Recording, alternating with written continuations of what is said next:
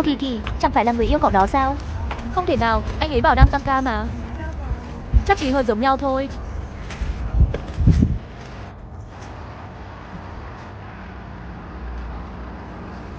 Thôi đừng nhìn nữa. Biết đâu hai người họ chỉ là đồng nghiệp.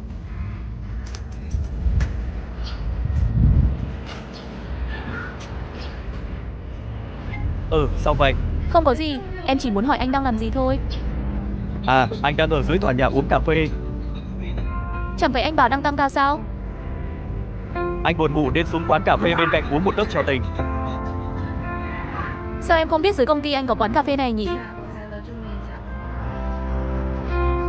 Quán mới mở. Thế anh đi một mình à?